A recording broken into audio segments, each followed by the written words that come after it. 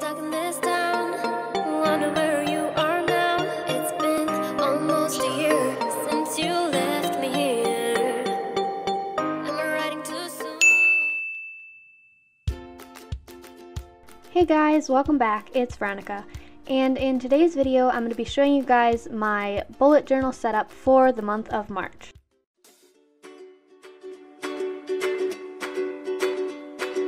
So before I start planning out, I always like to have a ruler and my gel pens. So first I'm going to take 2 pages for monthly planning. And on one page I like having a big calendar set up, and then on the other I usually have some goals and habit trackers. So the first thing I like to do is just to figure out how many squares I'm going to need and make a big calendar. And I always just like using a ruler so that everything is pretty uniform. And then I'm just going to put the dates on the calendar. And I usually use this calendar just for birthdays, anniversaries, or events, and just things that are happening, and not so much things that I need to do or things that I want to do. So now I'm just going to put March on the top, and I'm actually going to take some of these gel pens and doodle some flowers, because for me, where I live, it's starting to warm up and look like summer a little bit.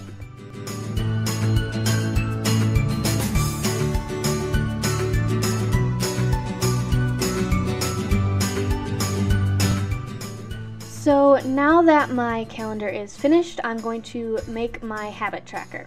And I'm going to make this pretty similar to the one I did last month, because that one worked out pretty well for me. So because I don't have dots on my page, I'm going to just fill in dots so that I can have check marks for each day of the month. Then I'm just going to put a title, and I actually filled this in last time with rainbow colors, and I thought that looked really cute, especially since I filled out the tracker check marks with rainbow colors as well. So once I finish the title, I'm just going to number all of the spots for the days. And now I'm going to go through the lengthy process of putting dots on all of the page, which actually takes me quite a long time. So I would suggest, if you're thinking about getting a bullet journal, get one with dots. Then once I'm finished filling in all of the dots, I'm just going to add a task that I want to start doing by each row. And I try to kind of know what my tasks are going to be ahead of time, so that I can kind of write them in order of the day. So in the mornings I want to start waking up earlier, and then all throughout the day I want to do certain things, and then at the end of the day I have some things to do as well. And like I said, I'm going to do kind of a rainbow setup, and I use different colors of gel pens throughout the whole habit tracker. And for those of you who don't know what a tracker is, you can always check out my previous video on how to set up a bullet journal. So now on the bottom I usually have more room, but this month I really wanted to get in the habit of doing more things, so I only had a little space to put my monthly goals.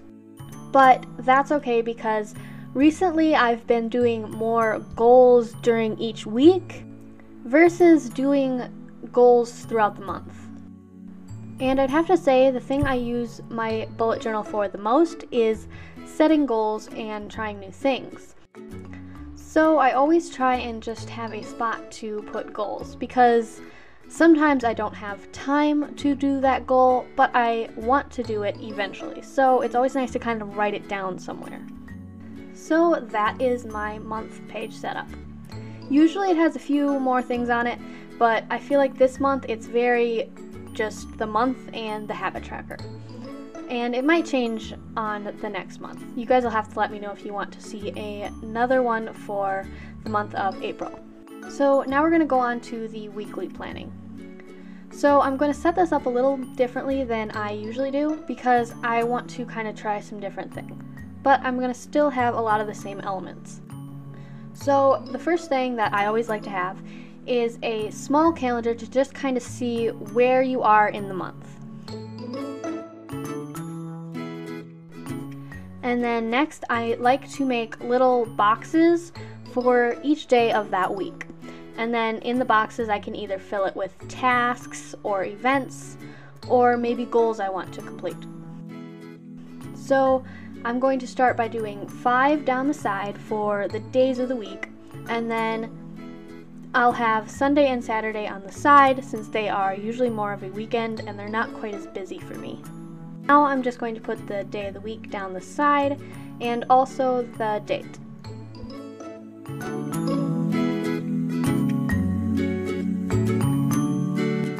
And then I also really like to keep track of my water intake and my workout time. So I'm going to make 2 more columns, and then in one column I'm going to make a bunch of little cubes, and then I can just fill those cubes in with how many water bottles I have.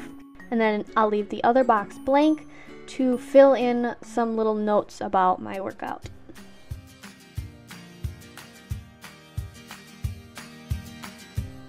And then I always like to have a little spot where I can put notes for the next week, like maybe tasks or goals I have to do in the next week, because I don't always have my planner set up for the next week. Sometimes I get busy and I don't get it planned out.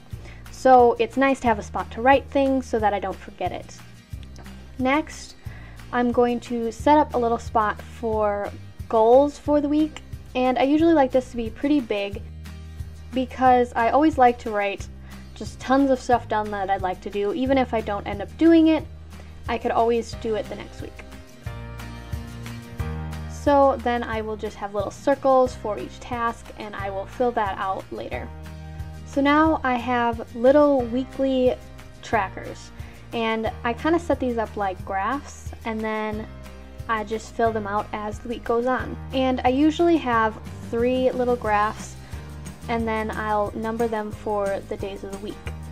And if you screw up, that's the thing about bullet journaling, you can always just scribble it out, fix it, make it look intentional. But what I usually use these trackers for is water, my workout time, and then my sleeping time. And then, like I said, I usually like to make a little spot for each day of the week, and then I'll make little scores on the bottom, and then on the side I usually do maybe how many ounces of water I drank.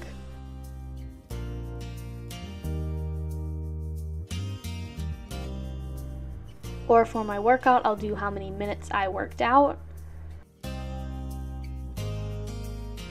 And then for my sleep, I'll do how many hours I might have slept that night. And this is just kind of nice to see, you know, what days you didn't do so well or what days you did really well, and it kind of helps you to get into a routine. So now I kind of have this blank space in between my goals and my little graphs, so I just took some washi tape and rolled it down the side. Then I just had this empty spot below, so I figured why not fill it out with a quote.